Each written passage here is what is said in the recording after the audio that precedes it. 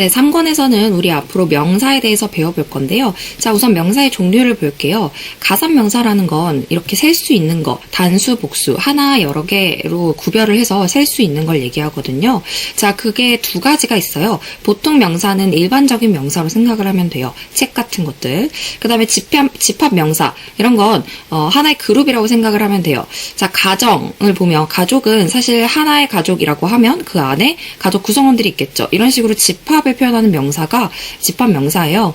자, 그거 말고도 불가산 명사라고 해서 셀 수 없는 명사들이 있죠. 자, 우선 물질 명사는 물이나 우유 이런 것처럼 액체 같은 것들이라고 생각을 하면 돼요. 뭔가 딱 잘라서 자를 수 없는 것들.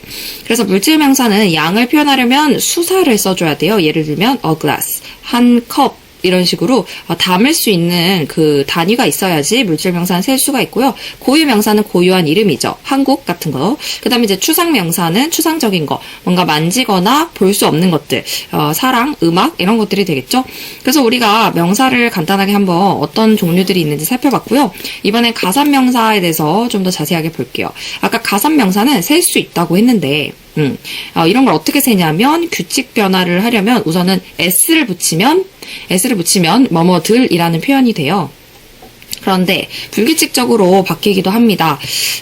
끝 철자가 이런 것들 s, x, ch, sh, o로 끝나면 es를 붙이기도 하고요. 자음 플러스 y로 끝났다. 이런 경우에는 i로 고치고 is로 바꿔주고 또 f나 fe로 끝나면 v로 고치고 ves를 붙여주는 그런 불규칙적인 변화들이 있는데 이거 말고도 일정 규칙이 없는 것들 childs가 아니라 그냥 children으로 만들고 또 복수를 없애려고 a를 없애는 것. 자, 이게 근데 사실 무슨 말이냐면 a만 없애면 단수 복수가 모양이 똑같다는 뜻이에요.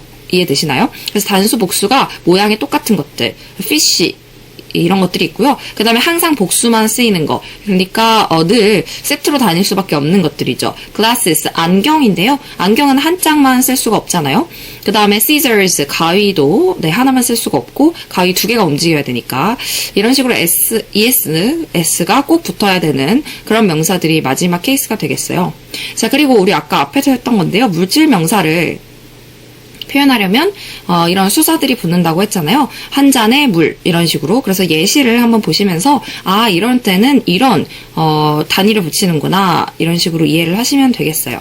자, 그러면 우리 다음 두 번째 장으로 한번 넘어가 볼게요. 자, 이제 두 번째 장에서는요, 명사의 종류가 아니라 일반적인 명사에 대해서 얘기를 해주는데요. 자, 우선 명사라는 건 문장에서 주어, 목적어, 보어 역할을 할 수가 있어요. 그래서 주어, 목적어, 보어로 쓰인 예시가 여기 나와 있고요. 또 전치사랑 만나서 구를 형성해서 문장 속에서 다양한 역할을 한다라고 되어 있죠. 그래서 전치사 뒤에는 꼭 명사가 온다는 점을 기억해 주세요. 그래서 부사구일 때, 형용사구일 때 예시를 보면 되겠고 주격, 목적격, 소유격으로 역할을 담당한다라고 되어 있죠. 자, 주격이라는 건요.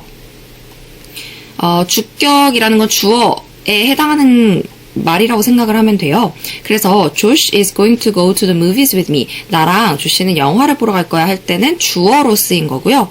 그 다음에 he was a great teacher 할 때는 주격 보어인 거죠. 주어는 아니지만 주격 보어. 이런 식으로 주격, 주어에 해당하는 격을 표현할 때 주격이라고 하고요. 목적격은 목적어뿐만 아니라 이런 타동사의 목적어, 목적격 보어 이런 식으로 목적어적인 역할을 하는 걸 목적격이라고 생각을 하면 돼요.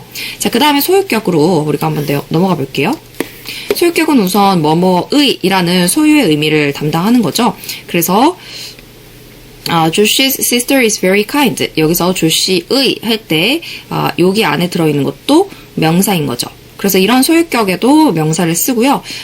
참고로 명사의 소유격을 만드는 방법이 나와 있는데 우선은 콤마 s, 이 어파스트로피 s를 붙여주는 건데 만약에 얘가 s로 끝나버렸다. 예를 들어서 복수일 때 s로 끝나잖아요. 그러면 콤마 s를 붙이면 걸스스가 되니까 발음이 겹치죠. 이런 경우엔 s를 붙여주지 않고 그냥 걸스라고 하면서 소유격인 거를 표현하기 위해서 어파스트로피만 붙이는 거죠.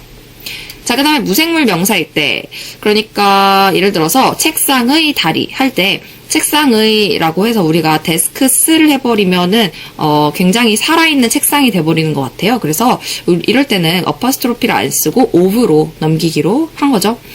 자, 그 다음에 뭐 시간, 거리, 가격, 무게 이런 것들은 무생물이긴 해도 어퍼스트로피 s를 쓰게 됐습니다. 그래서 이 3, 4번을 구분해서 좀 기억을 해주세요.